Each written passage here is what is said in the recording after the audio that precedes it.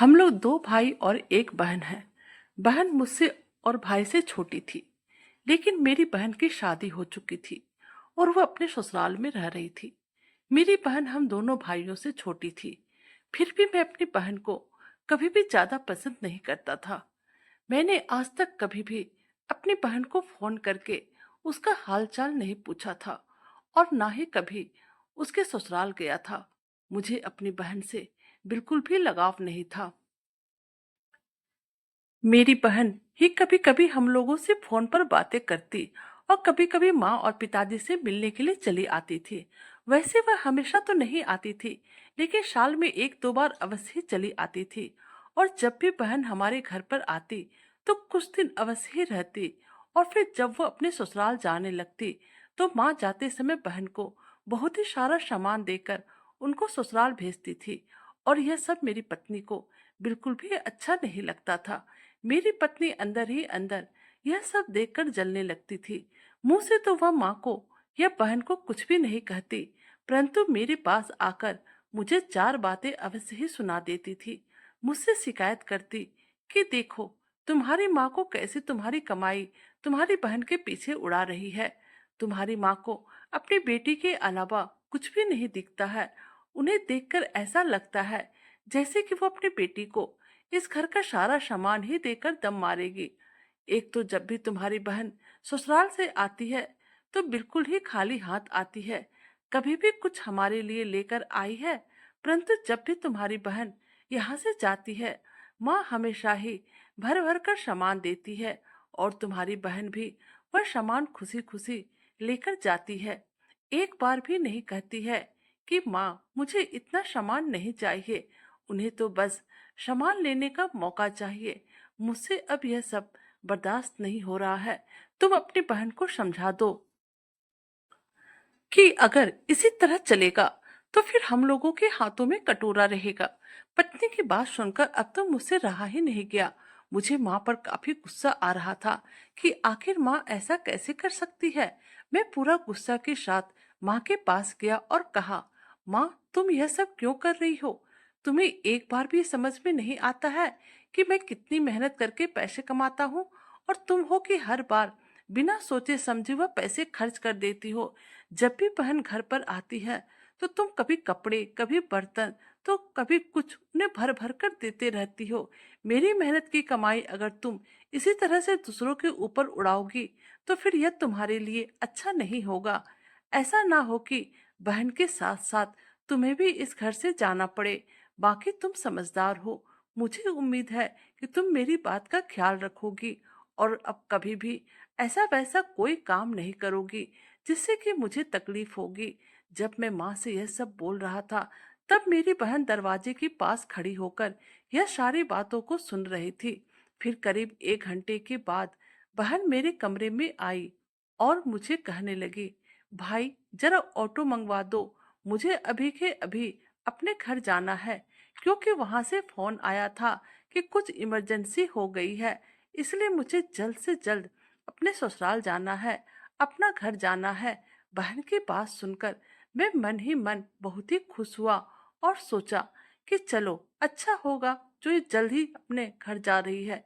मैंने उससे एक बार भी यह जानने की कोशिश नहीं की कि आखिर उसके ससुराल में क्या इमरजेंसी आ गई है, लेकिन मुझे तो अपना बड़प्पन दिखाना था, इसलिए अनमने ढंग से मैंने सिर्फ उसे इतना ही कहा, अरे बहन थोड़े दिन और रुक जाती तो अच्छा होता। कौन सा तुम हमेशा आते रहती हो? वह बोली, नहीं भैया अब मुझे जाना है। वैसे भी अब बच्चों की स्कूल की छुट्टियां खत्म हो गई है और घर से फोन भी आ गया है, इसलिए अब मुझे जाना है। कल से बच्चों के स्कूल भी शुरू हो जाएंगे। और फिर यह कहकर चली गई। एक दो साल इसी तरह बीत गए। बहन फिर ससुराल से मैके नहीं आई। फिर कुछ सालों के बाद जब पिताजी के मरने के बाद घर का बंटवारा हुआ तो हम दोनों भाइयों ने आपस में ही सभी कुछ का बंटवारा कर लिया। घर खेत खलियान बगीचा बैंक बैलेंस जो कुछ भी पिताजी का था हम दोनों भाइयों ने आपस में बांट लिया, लेकिन उस प्रॉपर्टी में से अपनी बहन को कुछ भी नहीं दिया। जिस समय बंटवारा हो रहा था बहन भी यहीं पर थी। उसने मुंह से तो कुछ भी नहीं बोला, परंतु वह हम लोगों का व्यवहार देखकर एकदम से खामोश हो गई।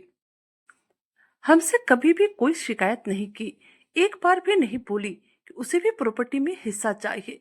लेकिन यह सब देखकर मेरी माँ बहुत ही रोई। माँ जब तक जिंदा रही हर वक्त रोते रहती और यही कहती कि बेटा अपनी बहन को भी कुछ दो, आखिर में वह तुम लोगों की बहन है, इस प्रॉपर्टी में उसका भी हक है, कुछ तो उसे दे दो। लेकिन हम दोनों भाइयों में से किसी ने भी माँ की एक बात भी नहीं सुनी और उसे वक्त उन्हें डरा धमकाकर चुप करवा दिया। मैंने उन्हें कह दिया था, अगर आपने अब अगर और भी कुछ कहा तो फिर हम लोग आपको घर से निकाल देंगे। फिर आप सोचिए कि इस उम्र में आप कहाँ जाकर रहेंगी। फिर कुछ दिनों के बाद ही भाई साहब ने अपना हिस्सा बेच दिया और शहर जाकर अपना नया बिजनेस स्टार्ट कर लिया, वही रहने लगे। कुछ महीनों के बाद माँ भी इस दुनिया से चली गई, लेकिन जाते जाते भी यही कहती रही कि अपनी बहन का ध्यान रखना। परंतु हम लोगों ने एक बार भी जानने की कोशिश नहीं की कि बहन कैसे रह रही है। हम तो अपनी दुनिया में ही मगन हो गए। लेकिन हमने अपनी बहन के साथ जैसा व्यवहार किया था उसकी सजा तो हमें मिलनी ही थी। अचानक से भाई साहब का कारोबार बर्बाद हो गया। उनके पास जितनी प्रॉपर्टी थी सारे के सारे बिक गए और वो पूरी तरह से कंगाल हो गए। फिर पेट पालने के लिए दूसरों के यहाँ मजदूरी करने लगे। इधर मेरे बड़े बेटे को भी टीवी हो गया और उसके इलाज में लाखों रुपए खर्च हो गए। जो भी मेरे पास था सब कुछ खत्म हो गया और भी मुझे कर्ज लेना पड़ा। लेकिन बेटा पूरी तरह से ठीक नहीं हुआ, हम लोग भी पूरी तरह से कंगाल हो गए। अब तो घर में खाने के लिए एक पैसे भी नहीं बचे थे। समझ में नहीं आ रहा था कि क्या करूं। सुबह में किसी तरह से दाल रोटी खाता था तो शाम में क्या खाना होगा, इस तरह की स्थिति हो गई थी। मैं दिन दिन भर अकेला चुपचाप अंधेरे कमरे में बैठकर सोचता रहता था कि अब क्या करूं। एक तो कर्ज, ऊपर से बेटे की तबीयत खराब, कुछ भी समझ में नहीं आ रहा था। सोच सोच कर दिमाग पागल सा हुआ जा रहा था। मैं चुपचाप से एक अंधेरे कमरे में बैठा हुआ था, किसी से बात करने का मन नहीं कर रहा था कि फिर तभी एक दिन अचानक से जो बहन काफी दिनों से मायके नहीं आई थी वह आ गई। लेकिन जैसे ही बहन को पत्नी ने देखा तो उसे देखते ही कहने लगी, लो आ गई मनहूस। दिमाग तो मेरा वैसे भी खराब था ही। बहन को देखकर मुझे भी बहुत ही ज्यादा गुस्सा आया, लेकिन आज मैंने अपना गुस्सा उस पर बिल्कुल भी नहीं दिखाया और चुपचाप से मुंह बनाकर बैठा रहा।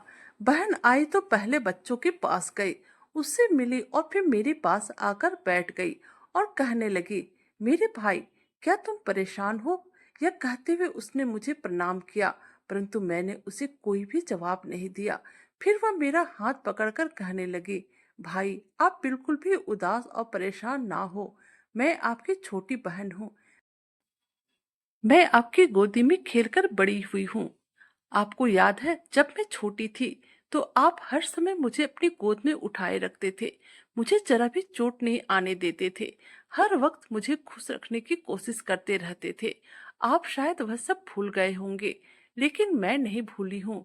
आज आपको इस तरह से हैरान और परेशान देखकर मेरा दिल बहुत ही टूटा जा रहा है। मैं आपको इस तरह बिल्कुल भी नहीं देख सकती हूँ। मुझे पता है कि आप अपनी इस छोटी बहन को अपनी प्रॉब्लम बिल्कुल भी नहीं बताएंगे, लेकिन मैं आपका चेहरा देखकर ही समझ गई हूँ कि आपके मन में क्या चल रहा है। भाई भगवान पर विश्वास रखो, सब अच्छा करेंगे। और यह कहते हुए उसने अपने पर्स से सोने के कंगन निकाले और मेरे हाथों में रख दिए। फिर बोली, मेरे भाई परेशान ना हो, यह कंगन बेचकर घर का राशन ले आओ और अपने बच्चों का इलाज करवाओ। और अगर आगे भी पैसों की जरूरत हो तो बिना कुछ सोचे बेझिझक अपने इस छोटी बहन को बताना। मैं आपको इस हालत में बिल्कुल भी नहीं देख सकती हूँ। और हाँ, जाकर नाई से अपनी दाढ़ी भी बनवा लेना, देखो कितनी पड़ गई है। मैं तो बस आश्चर्यचकित होकर बहन को देखे जा रहा था। मैं अपनी बहन के बारे में क्या सोचता था और वह क्या निकली। मुझे अपने आप पर आज बहुत ही ज्यादा शर्मिंदगी महसूस हो रही थी।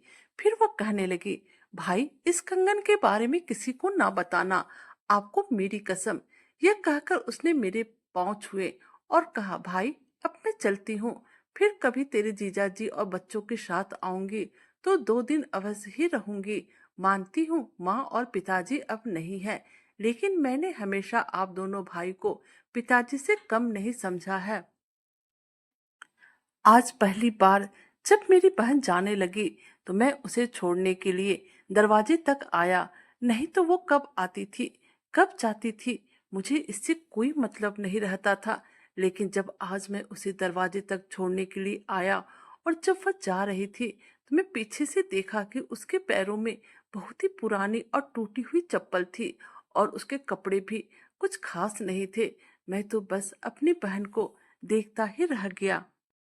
मैंने तो आज तक कभी भी अपनी बहन के घरेलू हालात जानने के बारे में कोशिश नहीं की, लेकिन जब उसने मुझे बुरे हाल में देखा तो दौड़ते हुए आई और अपने सोने के कंगन भी दे दिए ताकि मैं अपने बच्चों का इलाज करा सकूं और अपने घर का हालत सुधार सकूं। यह सब सोचकर मेरी आंखों से आंसू बहने लगे। मैं फिर सोचने लगा कि सच में हम भाई भी कितने मतलबी होते हैं। हम लोग बहनों को पल भर में ही बेगाना कर देते हैं और अपने ही दुनिया में मगन हो जाते हैं, और दूसरी तरफ बहनें अपने भाइयों को जरा सा भी दुख बर्दाश्त नहीं कर पाती है। मैं उसके कंगन अपने हाथ में पकड़कर जोर जोर से रोने लगा था और मन ही मन कहने लगा था, मेरी प्यारी बहन, मुझे माफ कर दो। सचमुच में मैंने तुम्हारा बहुत ही दिल दुखाया था, जिसकी सजा मुझे भगवान ने दे दिया। दोस्तों, कैसे लगी आपको हमारी कहानी, प्लीज कमेंट कीजिएगा। हमारे चैनल पर नए हैं तो हमारी वीडियो को लाइक, सब्सक्राइब और शेयर कीजिएगा। Thank you.